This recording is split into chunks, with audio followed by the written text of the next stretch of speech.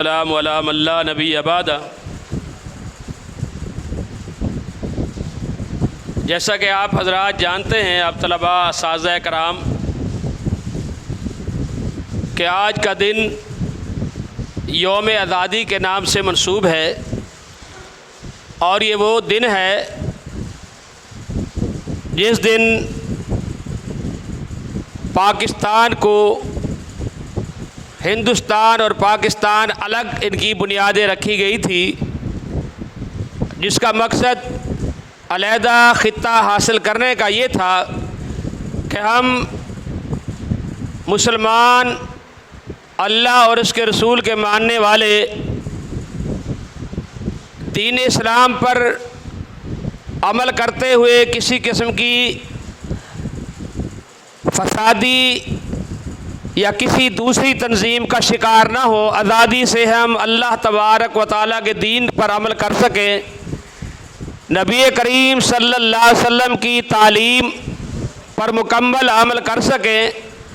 اس خطے کو اس لیے حاصل کیا گیا تھا، اور ہمارے بزرگوں نے اپنی جانوں کی قربانی دے کر اس خطے کو حاصل کیا ہے۔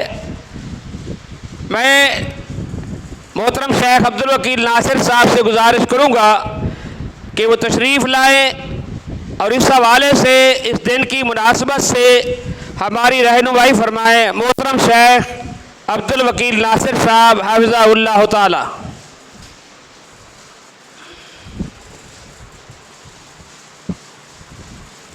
السلام علیکم ورحمۃ اللہ وبرکاتہ۔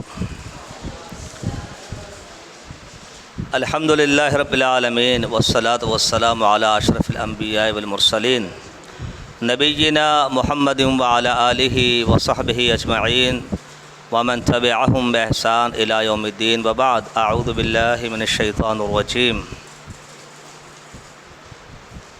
وَاذْكُرُوا إِذْ أَنْتُمْ قَلِيلٌ مُسْتَضْعَفُونَ فِي الْأَرْضِ تَخَافُونَ أَنْ يَتَخَطَّفَكُمُ النَّاسُ فَآوَاكُمْ وَأَيَّدَكُمْ بِنَصْرِهِ وَرَزَقَكُمْ مِنَ الطَّيِّبَاتِ لَعَلَّكُمْ تَشْكُرُونَ۔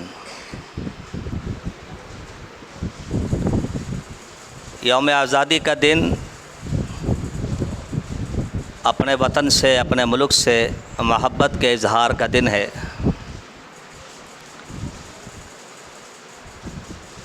دین اسلام محبت کا انکار نہیں کرتا، اس بات کرتا ہے، اجازت دیتا ہے۔ البتہ محبت کے آداب سکھلائے گئے ہیں، ان کو ملحوظ رکھنا ضروری ہے۔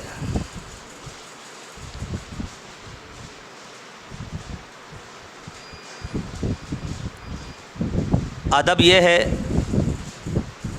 کہ ساری کائنات کی محبت آپ اختیار کر سکتے ہیں، اس کا اظہار کر سکتے ہیں، ہر شے کی محبت کا اظہار کر سکتے ہیں، مگر یہ محبتیں اللہ اور اس کے رسول صلی اللہ علیہ وسلم اور اللہ کی راہ میں جہاد فی سبیل اللہ جسے کہا جاتا ہے، ان محبتوں سے ہماری یہ محبتیں تجاوز نہ کریں۔ قل ان کان آباؤکم وابناؤکم واخوانکم وازواجکم وعشیرتکم واموال اقترفتموها وتجارۃ تخشون کسادها ومساکن ترضونها احب الیکم من اللہ ورسولہ وجہاد فی سبیلہ فتربصوا حتی یأتی اللہ بامرہ۔ ساری محبتوں کا ذکر ہو گیا، بس اتنا کہا کہ ان محبتوں کو اللہ اور اس کے رسول کی محبت سے آگے نہ بڑھاؤ۔ وطن کی محبت صراحتاً روایت کے طور پہ تو وہ روایت ثابت نہیں ہے جس میں کہا جاتا ہے محبت کی وطن کی محبت جو ہے وہ ایمان کا حصہ ہے۔ البتہ اپنے ملک سے، اپنے وطن سے، اپنے شہر سے محبت کا اظہار کیا جا سکتا ہے، محبت کی جا سکتی ہے اور کرنی بھی چاہیے۔ نبی کریم صلی اللہ علیہ وسلم پر جب پہلی مرتبہ وحی کا نزول ہوا تو سیدہ خدیجہ رضی اللہ تعالی عنہا آپ کو لے کر اپنے چاچا داد بھائی کے پاس گئیں، جنہیں ورقہ بن نوفل کہا جاتا ہے۔ ورقہ بن نوفل نے جب ساری بات سنی تو بتایا کہ آپ کے پاس جو شخص آیا تھا وہ اللہ کا فرشتہ جبریل ہے جو موسیٰ علیہ السلام کے پاس آیا تھا۔ کچھ اور باتیں کر کے اس نے کہا کہ کاش میں اس وقت طاقتور ہوتا، جوان ہوتا جب آپ کی قوم آپ کو آپ کے وطن سے نکال دے گی۔ تو نبی کریم صلی اللہ علیہ وسلم نے بڑی حیرت سے کہا ابا مخرجیہم، کیا وہ مجھے میرے ملک سے نکال دیں؟ یہ محبت کا اظہار تھا، الفت کا بیان تھا، مودت کا ذکر تھا۔ حیرت سے کہا کہ مجھے میرے وطن سے، میرے ملک سے نکال دیں گے؟ تو معلوم ہوا کہ محبت کا اس بات اور اظہار تو کیا جا سکتا ہے۔ نبی کریم صلی اللہ تعالی علیہ وسلم کو مجبور کیا گیا ہجرت کے لیے، اللہ کا حکم آ گیا مدینہ کا انتخاب کرو۔ تو آپ صلی اللہ علیہ وسلم نے اس موقع پر مکۃ المکرمہ اور بیت اللہ کو خطاب کرتے ہوئے فرمایا تھا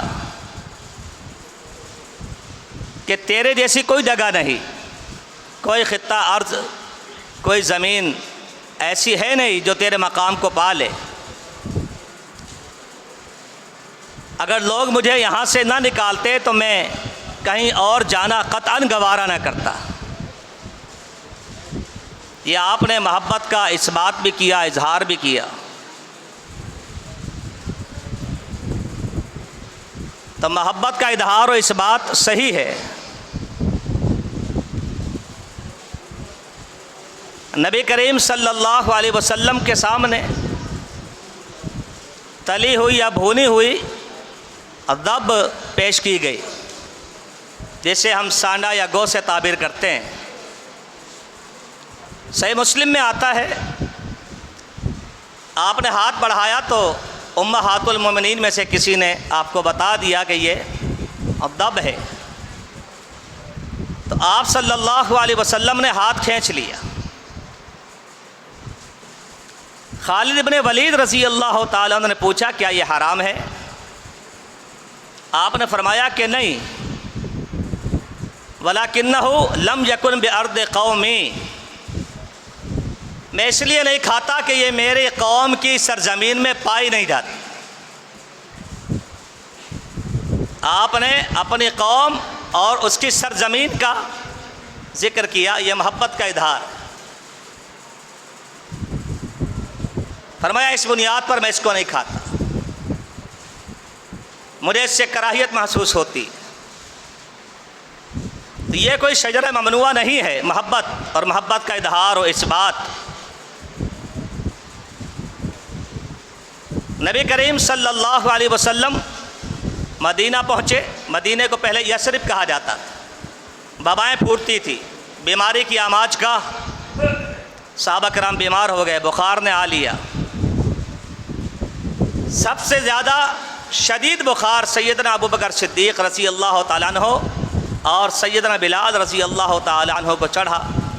تو جب بخار کی شدت ہوتی، بخار زور پکڑتا، تو وہ مکے کو یاد کرتے، مکے کے پہاڑ کو یاد کرتے، مکے کے پانی کو یاد کرتے، مکے کے جو چیزیں دستیاب تھیں ان کو یاد کر کہ کیا ہمیں دوبارہ وہ چیزیں دیکھنا نصیب ہوں گی یا نہیں۔ یہ محبت کا اظہار۔